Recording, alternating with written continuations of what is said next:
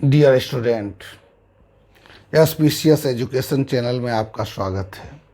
आज का टॉपिक है सैंक्शन्ड बिहाइंड द लॉ, कानून के पीछे अभिमति, अर्थात जनजातीय लोग कानून का पालन क्यों करते हैं। तो आइए टॉपिक की ओर चलते हैं। स्टूडेंट, यह टॉपिक बीपीएससी की आगामी होने वाली परीक्षा के लिए काफ़ी इम्पोर्टेंट है। इससे पहले भी यह टॉपिक कई बार पूछा जा चुका है, इसलिए आपसे आग्रह है कि टॉपिक को ध्यानपूर्वक सुनें और इस चैनल को लाइक, शेयर और सब्सक्राइब करें। तो आइए टॉपिक की ओर चलते हैं। सैंक्शन्ड बिहाइंड द लॉ, कानून के पीछे अभिमति, जनजातीय लोग कानून का पालन क्यों करते हैं। आदिम समाज में पाए जाने वाले कानून के अध्ययन से पता चलता है कि इन समाजों में कानून का पालन करने के पीछे दो प्रकार की अभिमति होती है। सकारात्मक अभिमति, पॉजिटिव सैंक्शंस, और दूसरा है नकारात्मक अभिमति, नेगेटिव सैंक्शंस। सकारात्मक अभिमति में किए गए कार्य समाज के लिए कल्याणकारी एवं हितों की रक्षा करने वाले होते हैं। इसमें कानून का पालन करने वाले को पुरस्कार दिया जाता है, प्रशंसा की जाती है और उनकी सामाजिक प्रतिष्ठा ऊंची होती है। इसके विपरीत नकारात्मक अभिमति के अंतर्गत वे नियम आते हैं जो कुछ कार्यों को करने का निषेध करते हैं।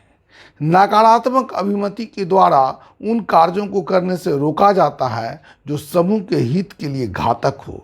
इस कारण से जो व्यक्ति सामाजिक रूप से निषिद्ध कार्यों को करते हैं उनकी समाज के द्वारा निंदा की जाती है या अन्य प्रकार से उसे दंड दिया जाता है। मेलिनोवस्की ने आदि कानून के इस पक्ष पर बल देते हुए लिखा है कि जनजातीय समाज में कानून मुख्यतः कर्तव्यों और अधिकारों का एक योग है जिसे परस्पर आदान प्रदान द्वारा तथा प्रचार के आधार पर क्रियाशील रखा जाता है।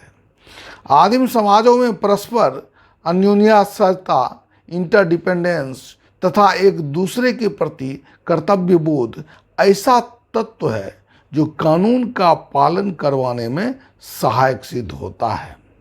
आदिम समाज में कानून के पीछे की वास्तविक अभिमति जनमत है, यानी पब्लिक ओपिनियन है।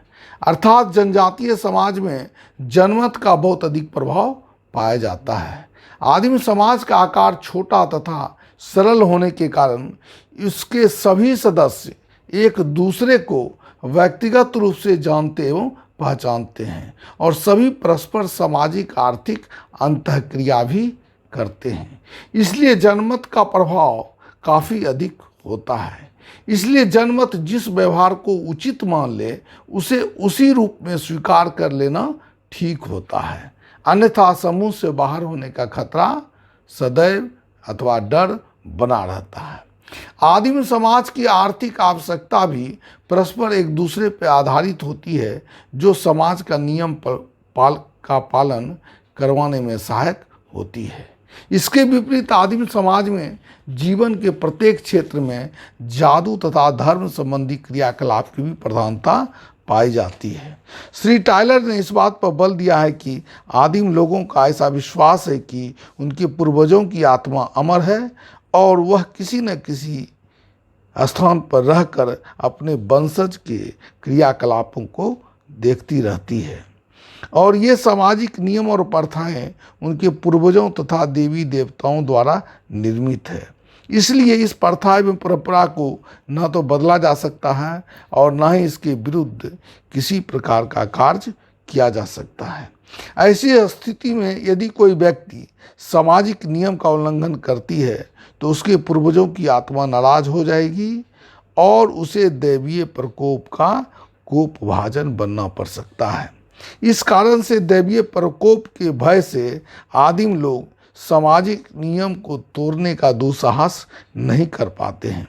साथ ही उनमें यह विश्वास भी प्रबल रूप से पाया जाता है कि इन सामाजिक नियमों का पालन करना ईश्वर के प्रति अपने कर्तव्यों को निभाना है और ऐसा नहीं करने पर अलौकिक शक्ति उसे भयानक दंड देगी।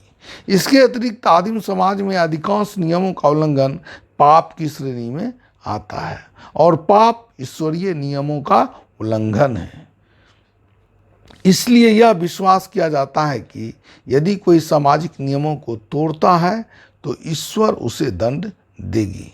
यह विश्वास अपराध को रोकने में सहायक सिद्ध होती है। अतः स्पष्ट है कि आदिम समाज में एक ओर आर्थिक आवश्यकताएं तथा दूसरी ओर जादू तथा धर्म संबंधी विश्वास के कारण सामाजिक नियमों एवं कानूनों का पालन करना आवश्यक होता है। इस प्रकार कानून के पीछे के अभिमति सकारात्मक एवं नकारात्मक दोनों हो सकती है। इसके साथ ये क्लास समाप्त होता है। धन्यवाद।